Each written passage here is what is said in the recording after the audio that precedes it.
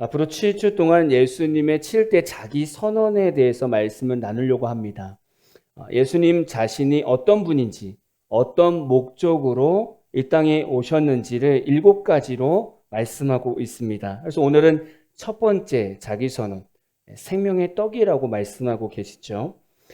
오늘 말씀을 쭉 앞에서부터 조금씩 풀어나왔으면 좋겠습니다. 오늘 말씀 이전의 상황을 좀 봐야 돼요. 이전에 어떤 일이 있었는가? 바로 이전의 상황을 보니까 오병이어 기적이 있었습니다. 오병이어 이적을 보니까 떡 5개와 물고기 2마리를 가지고 5,000명을 먹였다고 얘기하는데, 학자들은 당시에 남녀노소를 계산해 보면 실질적으로는 한 2만 명 정도 된다고 얘기를 해요. 그 정도로 많은 사람들이 이 기적을 경험하게 됐습니다. 사람들은 이 오병이어 기적을 경험하고 나서 다음 날에도 다시 예수님을 찾게 됩니다. 이 기적이 벳세다라는 지역에서 일어났는데 사람들이 여전히 거기 벳세다에서 머물고 있는 거예요. 또 예수님이 오실까 봐 기다리고 또 그 기적을 또 맛보려고 기다리고 있는 거예요. 당시에 사람들을 생각해 볼 때 이런 생각을 해봤어요. 유대인들이 예수님을 볼 때 어떤 시선이었을까? 처음에는 예수님의 어떤 유명과 예수님의 가르침 때문에 따라다녔을 거예요.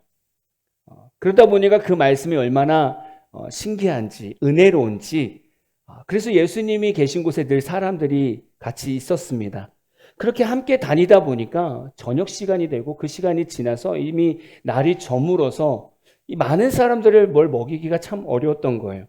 그때 예수님께서는 소년의 도시락 5병이어를 가지고 축사하시고 많은 사람들을 먹였단 말이에요. 그러니까 유대인 입장에서 생각해 보면 처음에 예수님을 따라갔고 예수님의 가르침을 듣고 있었는데 그러다가 배고픔이 있을 때 예수님이 그 배고픔을 채워주셨단 말이에요. 그러니까 유대인들 입장에서 예수님이 각인되는 상황은 말씀이 각인되는 것이 아니라 마지막에 오병이어 기적을 경험한 것이 훨씬 더 많이 각인이 됐을 거예요. 그러니까 여전히 그 다음 날에도 기적이 있었던 그 장소에 사람들이 몰리는 겁니다. 마치 우리 신앙생활을 생각해 보면 비슷할 것 같아요. 처음에 예수를 믿으면 말씀도 신기하고요. 찬양도 신기합니다. 거기서 예수님을 인격적으로 만나면 말씀을 들을 때마다 눈물 흘리고요. 찬양할 때마다 은혜가 되고요. 인생이 신납니다. 인생이 다르게 보여요. 그 예수님 처음 만났을 때의 은혜거든요. 이렇게 예수님을 믿으면서 하나님의 은혜를 경험하다 보면 우리가 뭘 경험하냐면 하나님께서 내 삶에 간섭하셔서 나의 문제와 환경을 풀어주시는 기적을 경험하게 돼요. 와, 이게 이렇게 풀린다고? 하나님의 은혜로 문제가 풀리는 것을 경험하게 됩니다. 이때 우리 기억에는요, 하나님의 말씀이 오래 남는 것이 아니라 그 하나님의 기적이 우리 생각에 오래 남는 거예요. 야, 하나님께서 내 삶의 이 문제를 이렇게 해결하셨지. 그게 우리 뇌에 오래 남는 거예요. 지금 유대인들도 그랬을 것 같아요. 예수님 따라다녔다가 놀라운 경험을 한 거예요. 아무도 음식이 없었는데 소년 도시락을 가지고 거기에 모이는 한 2만 명 정도 되는 사람을 다 먹였단 말이죠. 그게 얼마나 유대인들에게 임팩트 있게 기억에 남겠습니까? 그게 지금 유대인들이에요. 그래서 25절 보니까 이 유대인들이 예수님을 간절히 찾고 있는 거예요. 요한복음 6장 25절입니다. 바다 건너편에서 만나 라비어 언제 여기 오셨나이까 하니 이렇게 말씀하는 거죠. 사람들이 지금 예수님을 보면서 언제 여기 오셨습니까? 이렇게 말하는 거예요. 근데 이 말씀 구절의 상황을 보면 지금 유대인들이 되게 신기한 거예요. 왜냐하면 제자들만 배를 타고 이동을 했고 예수님은 산으로 갔었어요. 그래서 사람들이 벳세다에 잠깐 모였던 거예요. 기다리다가 가버나움으로 이동을 한 겁니다. 가보니까 예수님이 그곳에 계신 거예요. 너무 놀랬죠? 분명히 자기들이 봤을 땐 예수님이 산에 계셨는데 언제 이곳에 오셨지? 너무 신기한 거예요. 그래서 예수님 언제 오셨어요? 이렇게 물어본 거예요. 근데 그 말 안에는 이들 마음속에 간절함이 있었습니다. 예수님 또 만나고 싶은 간절함이 있었어요. 그래서 물어보게 된 거예요. 저는 인생 살면서 간절함은 너무 중요하다고 생각합니다. 간절함이라는 뜻은 진심으로 절실하게 라는 뜻이 있어요. 정말 뭔가를 간절하게 진심으로 바라고 있다는 거예요. 사람마다 간절함을 갖고 있는 그런 어떤 상황들이 있습니다. 되기를 원하는 게 있어요. 정말 간절히 되기를 원하는 게 있어요. 근데 간절함이 있는 사람과 없는 사람의 차이는 다릅니다. 간절함이 있는 사람은 자신이 바라는 상황이 벌어졌을 때 거기에 감동을 받고요. 거기에 열정을 다하게 돼요. 왜냐하면 자신이 간절했기 때문에.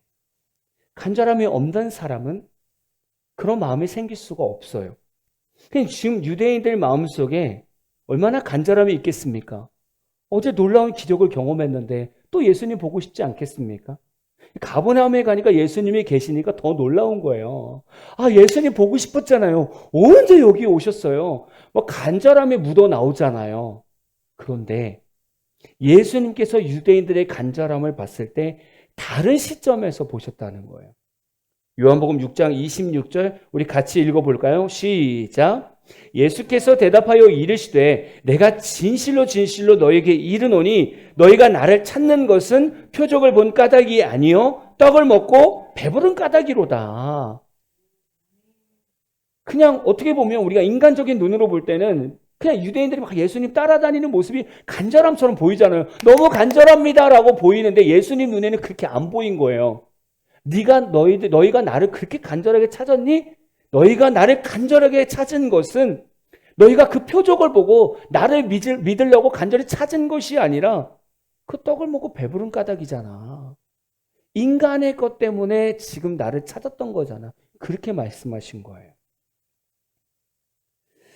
마치 우리가 신앙생활하면서 처음에 예수님 믿기 위해서 교회를 갔지만 신앙생활하면서 아까 앞에도 말씀드렸지만 은혜 생활을 하다 보니 하나님께서 풀어가시는 인생이 있더라는 거예요. 거기서 은혜를 경험하게 되고 그러다 보니 자꾸 시선이 예수님께 가는 것이 아니라 문제 해결되는 이 기적의 삶에 자꾸 시선이 간다는 거예요. 그리고 이걸 우리를 뭐라고 하냐면 신앙생활이라고 자꾸 얘기하는 거예요. 지금 유대인들이 그렇게 하고 있는 거예요. 그 포커스로 예수님을 찾고 있는 거예요. 예수님 찾아가면 또 뭔가 또 생기지 않을까? 오병이어 기적처럼 뭔가 어떤 육체적인 삶 가운데 뭔가 생기지 않을까? 거기에 포인트를 가지고 예수님을 따르고 있는 거예요. 예수님은 그걸 정확하게 지적을 하신 거예요. 너희들이 진짜 간절해서 나를 찾는 것 같지? 아니야. 너희들이 떡을 먹어서 나를 찾는 거지. 그렇게 말씀하시죠. 교회들마다 중보 기도를 내고 기도합니다. 뭐 예를 들면 기독교 방송에서도 기도 제목을 받고 기도를 해주죠. 근데 기도 제목을 보면서 참 속상한 부분이 있어요. 너무 인간적인 기도 제목만 있다는 거예요. 자녀의 취직을 위해서, 결혼을 위해서, 당장의 문제를 위해서만 기도하더라는 거예요. 그럴 수 있어요. 당연히 예수님 안에는 그런 문제 해결될 수 있으니까 그런 기도 제목을 낼 수 있어요. 근데 우리에게 그런 질문을 해볼 필요는 있습니다. 이 문제가 풀리기 위해서 간절히 중보 기도를 부탁하지만 내가 정말 그만큼 예수님을 믿고 있는가는 질문해 봐야죠. 이 문제가 풀리기를 간절히 바라지만 그 이상 내가 예수님을 간절히 바라고 있는가 나의 신앙생활을 돌아봐야 됩니다. 왜냐하면 우리가 중보 기도를 할 때 예수 믿지 않는 자녀 근데 그 자녀의 취직을 위해서 결혼을 위해서 기도 부탁을 한단 말이죠. 정말 그게 기도 제목이 먼저일까요? 아니잖아요. 저희 자녀 중에 예수 믿지 않는 자녀가 있습니다. 예수 믿게 이 시간에 같이 중보 기도해 주셨으면 좋겠어요. 이게 먼저 아닙니까? 근데 기도 제목을 하는 거 보면 대부분 그 자녀가 예수 믿든지 안 믿든지 그러니까 육체적인 거에 대해만 기도한다는 거예요. 그런 기도할 수 있어요. 근데 제가 여러분에게 부탁하고 싶은 건 그걸 넘어서 정말 우리가 그 이상 예수님을 간절히 사모하고 있는가는 우리에게 다시금 질문을 던져야 돼요. 우리 자신에게. 이때 예수님께서 뭐라고 말씀하십니까? 이렇게 사람들이 예수님을 찾아왔을 때 예수님이 뭐라고 말씀하냐면 요한복음 6장 27절입니다. 썩을 양식을 위하여 일하지 말고 영생하도록 있는 양식을 위하여 하라. 이 양식은 인자가 너희에게 주리니 인자는 아버지 하나님께서 인치신 자니라. 지금 사람들에게 뭐라고 예수님께서 말씀하시냐면 너네들 지금 나를 찾은 것이 그 표적을 보고 정말 나를 믿기 위함이 아니라 그냥 육의 것을 가지고 지금 너희들이 나한테 온 거야. 그렇게 썩을 양식을 위해서 일하지 말고 영생하도록 있는 양식을 위하여 일하라고 예수님께서 정해주신 거예요. 예수님께서 유대인들에게 왜 오병이어 기적을 베푸셨습니까? 먹을 것이 없어서 오병이어 기적을 베푸셨습니까? 물론 말씀을 듣다 보니까 식사 시간이 지났어요. 그러다 보니까 먹이셔야 되니까 하시긴 했지만 그게 메인입니까? 아니잖아요. 오병이어 이적을 통해서 예수님이 하나님의 아들임을 나타보이려고 하신 거잖아요. 육의 양식을 먹고 힘내서 다시 영의 양식에 집중하라고 오병이어를 주신 거잖아요. 근데 지금 유대인들은 어디에 집중하고 있다고요? 육의 양식에 집중하고 있다고요. 유대인들이 지금 육의 양식을 오병이어를 먹으면서 그 이적을 통해서 야, 이분 정말 하나님의 아들인 것 같아, 신의 아들인 것 같아 보고 깨닫고 다시 영의 양식에 집중해야 되는데 그걸 놓쳤어요. 우리 신앙생활도 똑같습니다. 성도가 처음 예수 믿을 때는 영의 양식에 집중합니다. 예수님께 집중합니다. 그러다 보면 하나님께서 삶 속에서 육의 것도 채워주십니다. 그러면 그 육의 것을 가지고 다시 힘을 내서 더 하나님께 더 나아가고 더 예수 믿기를 애써야 됩니다. 그게 지금 하나님께서 원하시는 삶이에요. 지금 예수님께서 지금 유대인들에게 정리시켜주는 거예요. 나를 어떤 시선으로 바라봐야 되는지 정리시켜주는 거예요. 여러분에게 질문할게요. 성도에게 주업은 무엇입니까? 그리고 성도에게 부업은 무엇입니까? 이거 되게 중요한 것 같아요. 성도에게 주업, 그리고 부업. 마태복음 6장 33절 같이 한번 읽어볼까요? 시작. 그런즉 너희는 먼저 그의 나라와 그의 의를 구하라. 그리하면 이 모든 것을 너희에게 더하시리라. 너무 잘하는 말씀이잖아요. 여기에 성도의 부업, 그러니까 주업과 부업이 명확하게 나눠져 있어요. 주업이 뭐예요? 먼저 그의 나라와 그의 의를 구하라. 이게 주업이에요. 그럼 부업은 뭐예요? 이 모든 것을 너에게 더하시리라. 그 앞에 내용이 뭐였어요? 너희가 무엇을 먹을까 무엇을 입을까 염려하지 말라는 거예요. 그게 부업인 거예요. 주업은 먼저 하나님의 나라와 그 뜻을 구하라는 거예요. 성도의 주업은 하나님의 나라와 뜻을 구하는 것이 주업입니다. 부업은 하나님의 나라와 뜻을 성취하기 위해서 세상에서 일을 하는 거예요. 이해가 되십니까? 세상에서 왜 일한다고요? 그 일을 통해서 내가 있는 곳에서 하나님의 나라를 세우는 거고 내가 있는 곳에서 하나님의 뜻을 세우는 겁니다. 그게 주업이에요. 그 주업을 하기 위해서 세상에서 부업을 하는 거예요. 근데 성도가 이게 바뀐다는 거예요. 부업이 주업이 돼버리는 거예요. 그러면 신앙생활이 다 틀어져 버려요. 세상의 일이 주업이 돼버리면 이게 주님께로 올 것 같죠. 하나님의 뜻과 나라를 구할 것 같죠. 그렇지 않아요. 세상 일이 주업이 되는 순간 사탄은 우리에게 날마다 바쁘게 만들고요. 힘들게 만들어서요. 세상에 갇히게 만들어요. 그래서 하나님의 뜻, 주업을 바라보지 못하게 해요. 그래서 계속 말씀 가운데 예수님도 말씀하는 거예요. 너희가 무엇을 먹을까, 무엇을 입을까 걱정하지 마. 그건 부업이야. 그거 하나님 앞에서 아무것도 아니야. 너희가 해야 되는 것, 하나님의 나라와 뜻을 구하는 것이 먼저야. 이 개념이 잡혀야 돼요. 그래서 28절에 사람들도요, 하나님의 일에 대해서 묻는 거예요. 아, 그래요? 영생하도록 하는 일? 하나님의 일? 그래, 하나님의 일이 뭔가요? 요한복음 6장 28절입니다. 그들이 묻되 우리가 어떻게 하여야 하나님의 일을 하오리까? 아, 그래요? 우리가 하나님의 일을 해야 영생을 얻습니까? 그럼 하나님의 일이 뭡니까? 라고 물어봤던 거예요. 그럼 우리가 평상시에 생각하는 하나님의 일을 한번 생각해 봅시다. 답을 찾기 전에 우리가 평상시에 생각하는 하나님의 일. 여러분, 우리가 생각하는 하나님의 일이 뭡니까? 여러분, 하나님의 일 딱 하면 먼저 생각나는 게 뭐예요? 교회에서 봉사를 많이 하는 분들은요, 봉사가 먼저 생각날 거예요. 성가대라든가, 막 식당이라든가, 안내라든가. 교회에서 봉사하는 게 하나님의 일이라고 먼저 생각할 수 있어요. 어떤 사람은 교회의 중직자 직분을 받으면서 자신이 교회에서 어떤 중요한 역할을 하는 것을 하나님의 일이라고 생각할 수 있어요. 어떤 사람은 좋은 학교, 좋은 회사에 취직하는 것이 하나님의 영광이라고 생각하는 사람들도 있어요. 어떤 사람들은 내가 세상에서 열심히 돈 모아서 돈 벌어서 하나님께 열심히 11조 많이 하고 헌금 드리는 것, 이게 하나님의 일이라고 생각할 수도 있어요. 아니에요. 우리는 오늘 말씀을 통해 하나님의 일이 무엇인가 명확하게 알아야 돼요. 요한복음 6장 30절입니다. 같이 읽어볼까요? 시작. 예수께서 대답하여 이르시되 하나님께서 보내신 이를 믿는 것이 하나님의 일이니라. 아멘이죠. 예수님께서 이 땅에 다른 것 먼저 하지 말고 하나님의 일을 하래요. 근데 그 일이 뭐냐면 하나님께서 보내신 일을 믿는 거래요.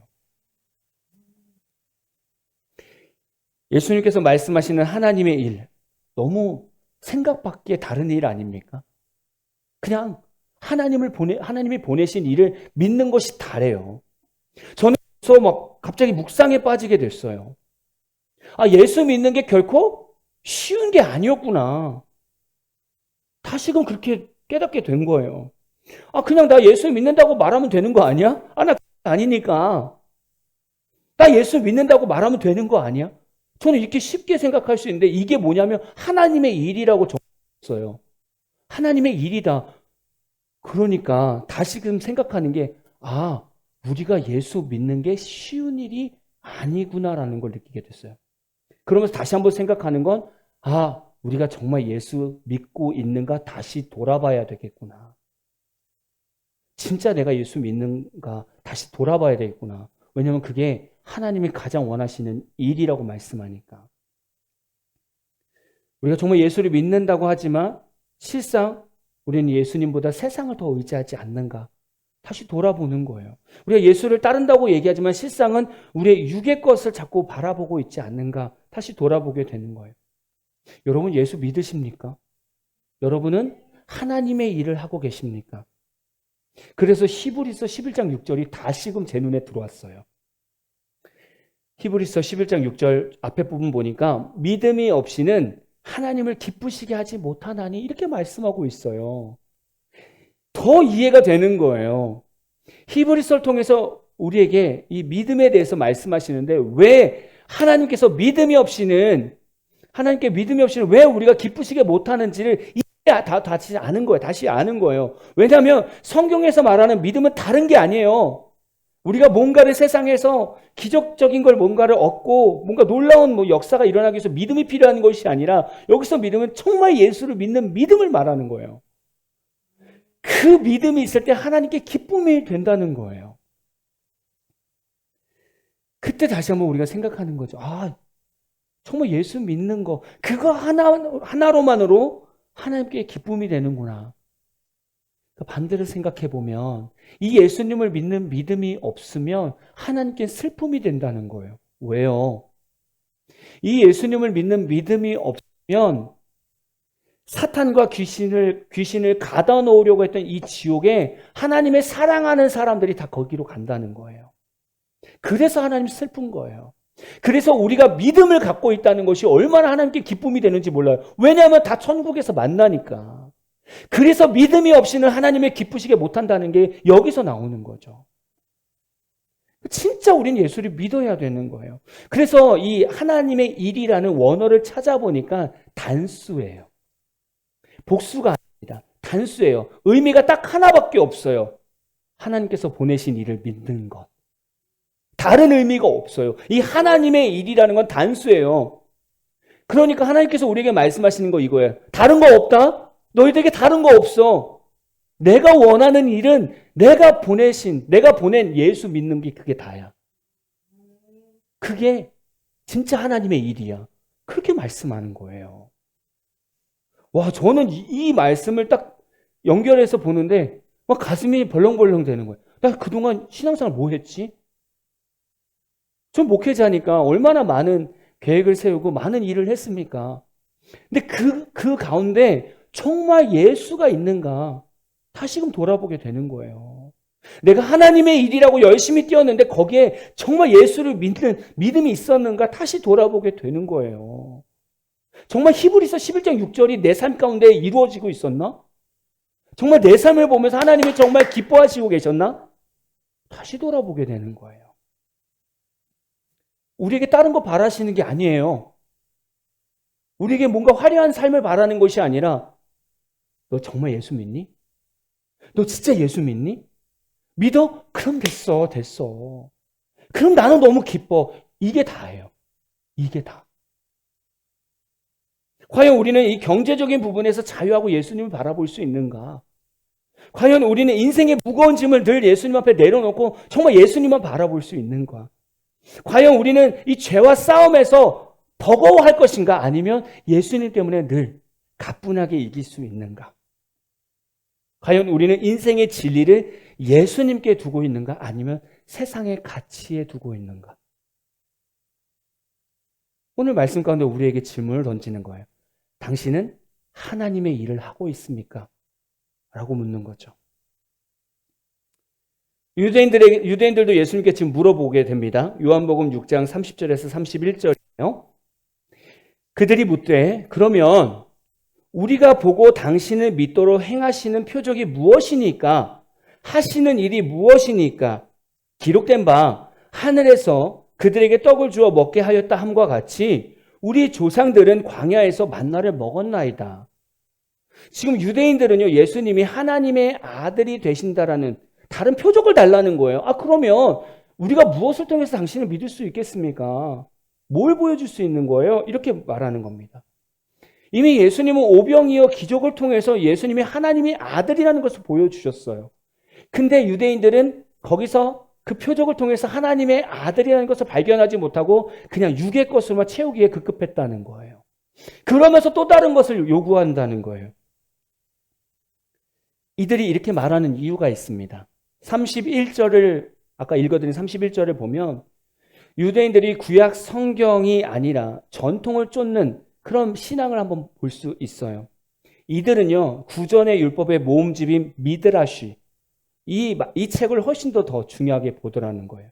그래서 메시아가 오실 때 다시 만나를 주실 것이라는 믿음을 가진 거예요. 예전에 이 사람들이 생각하는 건 모세가 애굽 생활에서 이 압제에서 출애굽 시키면서 하늘의 양식 만나를 먹였단 말이에요. 그래서 이들이 믿는 거는 두 번째 구원자 메시아가 오셨을 때에도 이렇게 모세처럼 만나를 주실 거라는 걸 믿는 거예요. 대부분 유대인들이 이 당시에 이 믿음을 가진 거예요. 그래서 육의 것, 우리를 뭘 채워주는가, 그걸 가지고 메시아를 정했다라는 거예요. 되게 엉뚱한 신앙생활 아닙니까? 지금 하나님이 보내신 예수님을 믿는 것이 하나님의 일이라고 말했더니 유대인들은 뭐라고 얘기하냐면 다른 표적 없습니까? 이렇게 얘기하는 거예요. 이 얘기는 모세처럼 적어도 지금 유대인들 모든 사람에게 양식을 다 먹일 수 있을 만큼 뭔가 주셔야 되지 않겠습니까? 적어도 그 이상 뭔가 해야 되지 않겠습니까? 그래야 우리가 당신을 메시아라고 믿지 않겠습니까? 지금 이렇게 기준을 두고 예수님을 바라보고 있는 거예요. 여러분, 우리가 예수를 믿는데 어떤 기준이 필요합니까? 우리 삶 속에서 뭔가 예수님이 더 뭔가를 삶 속에 기적을 베푸시고 뭔가 놀라운 일을 행하셔야 우리가 예수를 믿어야 됩니까? 이미 십자가 사건을 통해서 그 어떤 기적보다 더 놀라운 기적을 우리에게 보이셨단 말이죠. 이제 우리에게는 십자가 외에는 더 큰 표적이 없어요. 근데 우리는 교회 다니면 그렇죠. 예수 믿어야 되지만 그렇지만 또 다른 게 필요하잖아요. 그래도 삶 속에 뭔가 삶이 풀려야 되잖아요. 뭔가 경제적으로 풀려야 우리가 예수 믿지 않겠습니까? 자꾸 우리는 뒤에다가 토를 단다는 거예요. 유대인들처럼 똑같이 토를 달아요. 이렇게 물어보는 유대인들에게 예수님의 대답은 어떠해야 합니까? 요한복음 6장 32절 33절 같이 읽겠습니다. 시작. 예수께서 이르시되 내가 진실로 진실로 너희에게 이르노니 모세가 너희에게 하늘로부터 떡을 준 것이 아니라 내 아버지께서 너희에게 하늘로부터 참 떡을 주시나니 하나님의 떡은 하늘에서 내려 세상에 생명을 주는 것이니라. 지금 정리해 주세요. 예수님이 야 너네가 잘못 알고 있는 거야. 모세가 하늘로부터 떡을 준 것이 아니라 우리 하나님 아버지께서 주신 거야. 그리고 앞으로도 하나님께서 하늘에서 이 떡을 주실 건데 그 떡은 생명의 떡이야. 이 땅의 생명의 떡으로 너희들에게 줄 거야. 이렇게 말하고 있는 거예요. 이렇게 지금 유대인들이 가지고 있는 잘못된 생각을 다시금 붙잡아 주면서 하나님의 떡이 이 땅에 다시 임하면 그 떡으로 우리는 영생을 얻게 된다는 거예요. 그랬더니 유대인들이 뭐라고 하냐면 이 떡을 항상 우리에게 주소서. 이 떡을 우리에게 주십시오. 34절에 그렇게 얘기하는 거예요. 그랬더니 요한복음 6장 35절에 그때 예수님께서 중요한 말씀을 합니다. 자기 선언 첫 번째죠. 봅시다. 예수께서 이르시되 나는 생명의 떡이니 내게 오는 자는 결코 줄이지 아니할 터이요 나를 믿는 자는 영원히 목마르지 아니하리라. 예수님께서 유대인들의 생각을 다 잘못된 거를 조종하면서 결국에는 뭐라고 얘기하냐면 하나님의 떡이 있을 건데 그 떡은 생명을 주는 떡이야. 너희들이 바랬지? 그게 바로 나야. 나. 내가 생명의 떡이야. 나를 믿어야 영생을 얻는 거야. 이렇게 정리해 주시는 거예요. 예수님은 우리에게 영원한 생명을 주셨고 구원을 주시기 위해서 이 땅에 오셨고 생명의 떡으로서 예수님을 믿어야 됨을 말씀하고 있어요. 그것이 하나님의 일이다라고 명확하게 예수님은 정리해 주셨어요. 너무 쉬운 겁니다. 그렇죠? 이렇게만 들으면 말씀을 받고 말씀대로 살아가며 예수 믿는 거구나. 예수 믿으면 되는구나. 이론상으로 너무나 쉽습니다. 그럼 지금 유대인들에게도 쉬울까요? 지금 이 말씀이 내가 생명의 떡이니까 나 믿어? 이 말이 지금 유대인들에게 쉬운 말일까요? 요한복음 6장 41절 42절입니다. 같이 읽어볼까요? 시작. 자기가 하늘에서 내려온 떡이라 하심으로 유대인들이 예수에 대하여 수군거려 이르되 이는 요셉의 아들 예수가 아니냐. 그 부모를 우리가 아는데 자기가 지금 어찌하여 하늘에서 내려왔다 하느냐. 이제 또 문제가 생겼어요. 앞에서 실컷 그렇게 신앙생활 다 풀어줬어요. 그리고 하나님께서 생명의 떡을 줬는데 그게 자신이라고 다 밝혔어요. 자기만 믿으면 영생이 있을 거라고 가르쳐 줬어요. 그랬더니 유대인들 안에서 완전히 멘탈이 나갔어요. 왜냐하면 예수를 알거든요. 그의 부모가 누군지를 알고 있거든요. 그러니까 이게 안 믿어지는 거예요. 이게 유대인들이 그런 거예요. 이게 무슨 소리야. 아니 자기가 왜 하늘에서 왔대. 내가 마리아 요셉을 내가 너무 잘 알고 있는데 지금 유대인들이 이 말을 들을 수가 없는 거, 믿을 수가 없는 거죠. 인간적인 판단이 예수님을 향한 믿음을 막고 있는 거예요. 근데 이건 지금도 마찬가지예요. 지금 세상 사람들한테 예수를 전할 때 예전에는 예수님 하면 그냥 성인군자 중에 한 사람이라고 믿었어요. 근데 거기도 이제 못 드는 것 같아요. 요즘에는 거기 축에도 못 드는 것 같아요. 참 슬픈 상황인 것 같아요. 하나님은 우리한테 쉽게 예수님을 믿을 수 있도록 인간의 몸으로 낮춰서 우리에게 보내주셨는데 사람들은 그걸 보면서 그냥 성인군자를 보든지 인간이기 때문에 믿지 않는 거예요. 그게 참 슬픈 현실인 것 같아요. 그러면서 예수님은요, 이런 유대인들을 보면서 44절에 뭐라고 말씀하시냐면 나를 보내신 아버지께서 이끌지 아니하시면 아무도 내게 올 수 없다 라고 말씀하셨어요. 예수님께서 밝히셨잖아요. 자신이 누구인가 밝히셨어요.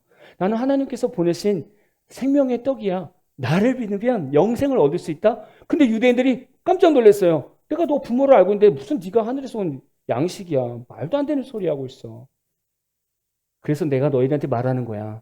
하나님 아버지께서 나에게 이끌지 않으면 절대로 아무도 나를 믿을 수 없어. 여기서 제가 마음이 벌렁된 거예요. 왜냐하면 예수 믿는 걸 한번 생각해 보세요.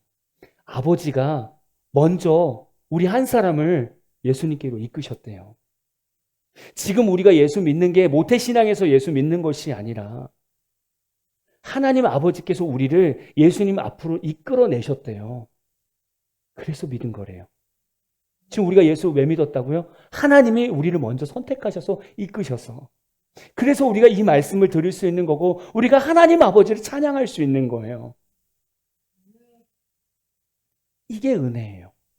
그러니까 하나님이 우리와 늘 함께 계시다라는 것을 믿을 수밖에 없는 거예요. 그러니까 예수 믿는 것만으로도 하나님이 우리와 함께 계시다 믿을 수밖에 없는 거예요. 이게 은혜입니다. 문제는 생명의 떡을 먹어야 되는 성도입니다. 요한복음 6장 56절 볼까요? 내 살을 먹고 내 피를 마시는 자는 내 안에 거하고 나도 그의 안에 거하나니. 예수님께서는 자신의 생명의 떡으로 말씀하시면서 이 땅에 오셨대요. 그러면서 자신의 살과 피를 먹고 마시라고 말씀하셨어요. 이 말씀이 얼마나 부담되고 이 말씀이 얼마나 어려운지 요한복음 6장 66절에서는 제자 중에 예수님을 떠난 사람도 있다고 말씀하고 있어요. 얼마나 깜짝 놀라겠습니까? 내가 생명의 떡이라고, 내 살을 먹으라고, 내 피를 먹으라고. 얼마나 이상합니까? 이해하기 너무 어려운 거죠. 그럼 우리가 이 생명의 떡이신 예수님을 어떻게 하면 먹을 수 있을까요? 이게 오늘 결론인데, 사실 처음에 마지막 설교 마무리했을 때는 우리가 보편적으로 아는 예수님의 말씀을 먹는 게 뭐가 있겠습니까? 그냥 늘 말씀 읽고 묵상하고 살아가는 거잖아요. 저는 그게 결말로 그냥 자연스럽게 갔는데 다시 또 설교문을 보고 다시 묵상하면서 요한복음 6장 68절에서 69절 베드로가 예수님께 대답한 그 대답이 결말이 되겠더라고요. 같이 한번 읽어보겠습니다. 시몬 베드로가 대답하되 주여 영생의 말씀이 주께 있사오니 우리가 누구에게로 가오리까? 우리가 주는 하나님의 거룩하신 자이신 줄 믿고 알았사옵나이다. 아멘이죠. 우리가요 생명의 떡이신 예수님을 먹는 거 받아들이는 거 다른 거 없어요. 어떤 방법론보다 저는 이걸 제시하고 싶어요. 우리가 일주일 동안 베드로의 고백을 했으면 좋겠어요. 주여 영생의 말씀이 예수님께 있는데 제가 누구에게 가겠습니까? 이거예요. 제가 말씀드리려고 했던 결론, 말씀을 여러분 매일 읽으셔야 됩니다. 큐티 하시고 묵상하시면서 하나님의 뜻을 구하셔야 됩니다. 이런 방법론적인 거 말고, 방법론적인 게 말고요. 근본적인 거. 그냥 근본적인 거. 아니 주여 영생의 말씀이 예수님께 있는데 제가 어디 가겠습니까? 전 여기 있겠습니다. 이 고백 먼저 하자는 거예요. 이 고백을 먼저 해보자는 거예요. 이 성경보다도 더 예수님이 먼저 앞서야 된다는 거예요. 예수님이 거기 계시고 예수님 입술에서 나오는 이 말씀이 있는데 우리가 어디서 주님을 찾겠습니까? 우리가 일주일 동안 이 고백을 한번 해보자는 거예요.